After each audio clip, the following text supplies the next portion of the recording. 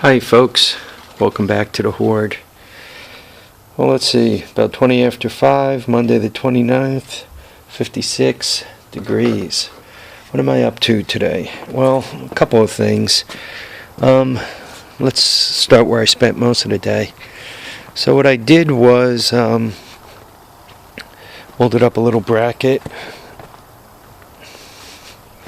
to mount the gas tank, obviously. So you guys could see this. So these welds didn't come out too bad. This here looks like I stuffed bubble gum into just stuffed bubble gum in here. Yeah, those welds aren't very good, but they seem sturdy. They haven't broken yet. Mounting the throttle is a bit of a problem. I spent quite a bit of time grinding under this thing, but I don't seem to have a good way of mounting it. And this is also the brake, so I don't really want to overly sabotage it too much. I'm not quite sure what I'm going to do. I mean, when you turn it this way, you're engaging the brake. Maybe what I'll do is I'll shorten this up, shorten this whole handle affair up, the outer sliding one, and just mount this for real on the outside, and maybe put a little lever here for brakes.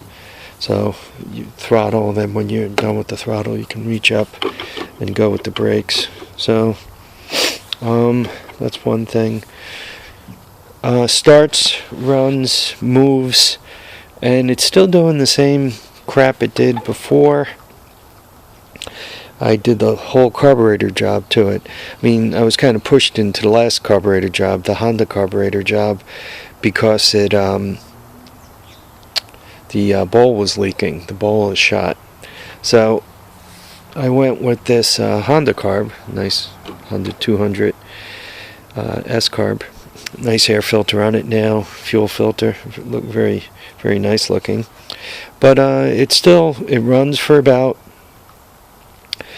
2 minutes, and then it dies. And obviously, I can see there's plenty of fuel in the chucher there, in the filter. So I'm not quite sure what its problem is. I don't know if I got any experts on Kolher engines, Kolher Magnum 8s. Wally, you're pretty good at these things. Maybe you can throw some knowledge my way. I'm really going to hate having to put a coil into this thing. That'll be a real annoyance. You know what my other solution is?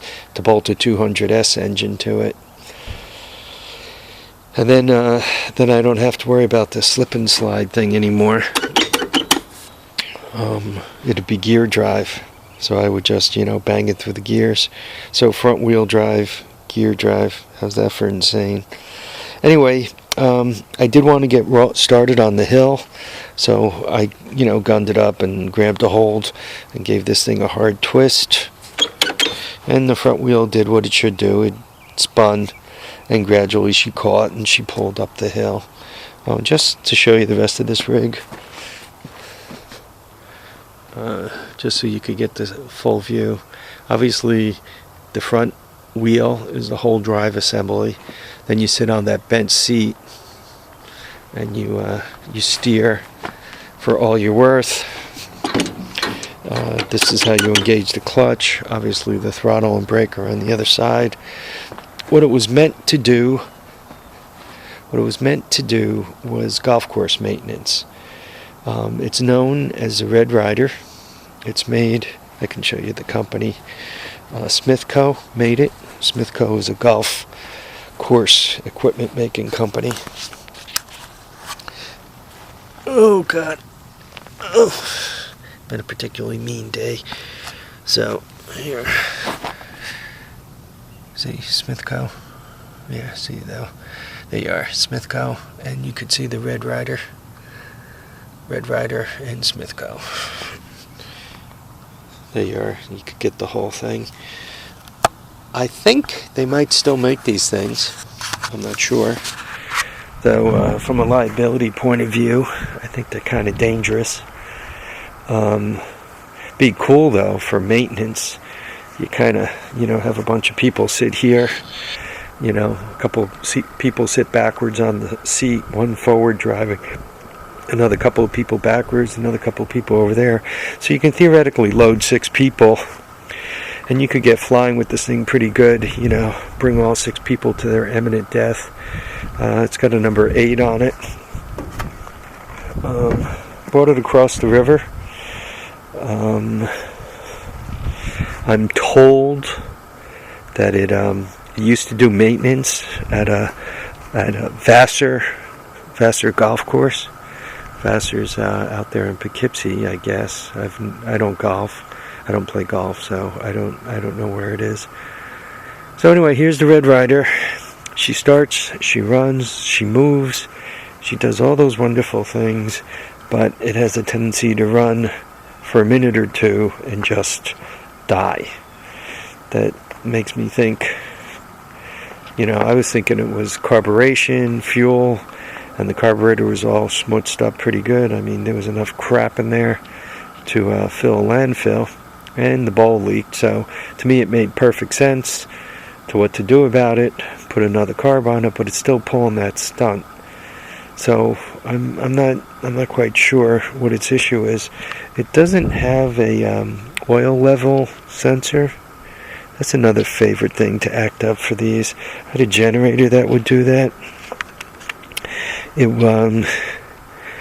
would claim that it had no oil pressure, and it would shut the engine down. But this looks like a simple engine. It doesn't appear to have all that extra crap.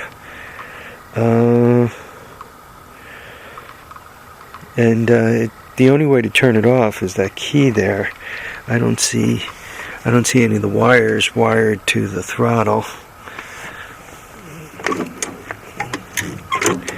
Yeah, I don't see any wires wired to that.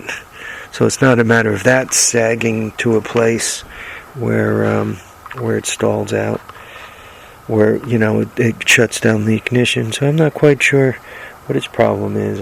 Maybe the coil just gets hot and then it lets go. Don't know much about Kolhers, but what I do know is that their parts are expensive, so I wouldn't really be thrilled about buying a coil for this thing.